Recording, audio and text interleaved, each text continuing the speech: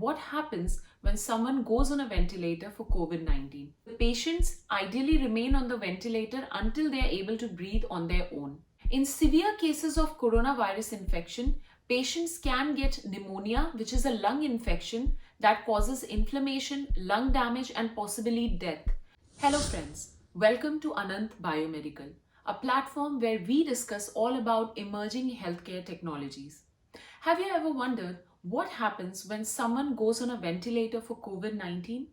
If you know of someone who is on ventilator, or if you are simply curious to know about this machine called ventilator, then this is the place that you'll get to know about what happens when someone goes on a ventilator for COVID-19. So stay tuned. Most of us had never given much thought about what these ventilators are before COVID-19 pandemic. But this pandemic has proved the utility of ventilators, because these ventilators have proved to be a crucial piece of equipment for treating some of the worst symptoms of COVID-19, which affects our lungs. Let's first try and understand what is the function of lungs. The most important function of lung is to breathe in air or to inhale air from the atmosphere and extract oxygen from this inhaled air. This oxygen is then transferred into the bloodstream, and from the bloodstream, the oxygen gets transferred to various organs in our body. Now, when the lungs stop working properly, then mechanical ventilators help patients breathe in oxygen. So the mechanical ventilators help the patients get oxygen into their lungs, and it removes carbon dioxide, which is a toxic gas. So that gets removed, and the patients ideally remain on the ventilator until they are able to breathe on their own. Now let's understand, how does COVID-19 affect the lungs? There is research still going on to understand the various effects that COVID-19 has on a person's body.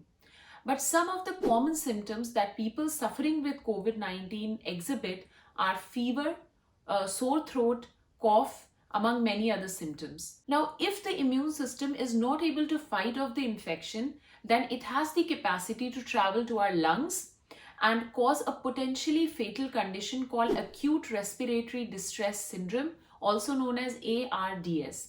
Now, what is ARDS? In ARDS, the alveoli, which are tiny sacs that transport oxygen to bloodstream and remove carbon dioxide, they get filled with fluid, which diminishes the lungs' ability to supply oxygen to the various organs in the body. ARDS entails severe inflammation of the lungs, and it also has the ability to make many portions of the lungs unusable. This can be very serious, and many of these patients would need to be on ventilators. In severe cases of coronavirus infection, patients can get pneumonia, which is a lung infection that causes inflammation, lung damage, and possibly death. But in those cases, doctors can use mechanical ventilators to help these patients breathe and give their body time to fight off the infection. Now let's see, what does a ventilator actually do?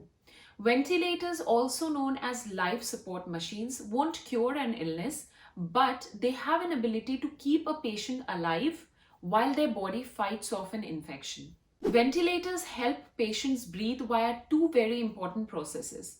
The first one is ventilation, and the second one is oxygenation. Now, ventilation is the process by which lungs expand, inhale in air, and then exhale it.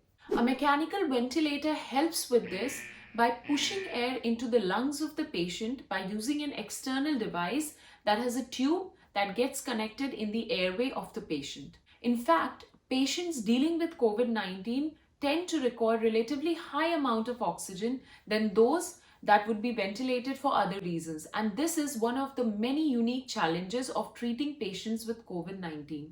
There are other non-invasive types of ventilation as well that do not require intubation, which is inserting a tube down your windpipe, and these types of ventilation use a mask instead. These are saved for less severe cases though. When someone has a condition that affects the lungs, like COVID-19 related pneumonia, which is a respiratory illness, then these mechanical ventilators can give these patients enough oxygen as well as time to recover from the illness. How long does a patient remain on ventilator? Depending on the condition being treated, the patient may remain on the ventilator for a few hours or even days. But it has been observed that COVID-19 patients remain on ventilators for a longer duration of time than people who are ventilated for other reasons. This causes a potential disruption in the supply of ventilators. When someone is on a ventilator, especially with COVID-induced ARDS, which is acute respiratory distress syndrome, then they need higher amounts of respiratory support. But as the patient improves, the support comes down to minimal vent setting, which means that lesser amount of oxygen is needed through the ventilator and at less pressures. When a certain threshold is reached, doctors make the patients try daily spontaneous breathing trials. Now what this actually helps the doctor examine that the lungs of the patient have regained the ability to breathe on its own. When satisfactory milestones are reached, doctors may decide to take the patient off the ventilator. Mechanical ventilators come with some side effects too. Being on the machine increases your risk of developing lung infections. How? The tube that goes inside your windpipe can also introduce bacteria into your lungs. The risk for this kind of infection increases the longer that someone is on a ventilator. What happens when it's time to come off the ventilator? When the condition of a patient sufficiently improves, then there is a process that's been carried out and it's called ventilation weaning process. This is not a process that happens all of a sudden though. It's a gradual process and the patient undergoes lots of tests and trials to make sure that their lungs have regained the ability to maintain the blood oxygen level without the support of ventilator. Once this is established, then a process called extubation takes place, which is a removal of the tube from the windpipe, and then the patients get to breathe on their own once again. Now let's see, why is it important to carry out preventive maintenance on ventilators? Now it's very important to carry out preventive maintenance of ventilators because these high-risk life support equipment are used to help patients breathe when they cannot breathe on their own. These ventilators supply oxygen to the patients. So if these ventilators are not maintained properly, then that means that could lead to a compromise on the patient's ability to breathe, but could also lead to costly repairs on these high-risk equipment. There are regular checks carried out on these ventilators to make sure that they are safe and efficient when used on patients. And these regular checks are carried out by ICU staff members and specialist biomedical engineers to ensure the safety of these high-risk life support equipment called ventilators. Only a well-calibrated test equipment should be used to check the output of the ventilator during the preventive maintenance process. There are numerous aspects of the preventive maintenance process that can help reduce the healthcare-related infections. Cleaning, sanitization, and changing filters are all the process of preventive maintenance process to help reduce the risk of infections. Proper preventive maintenance of the ventilators can certainly help with cost savings for the healthcare facilities.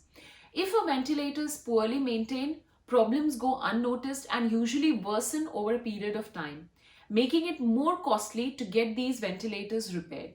Therefore, it is more cost efficient for hospitals and healthcare facilities to spend money on preventive maintenance of these ventilators rather than to wait for a problem to arise.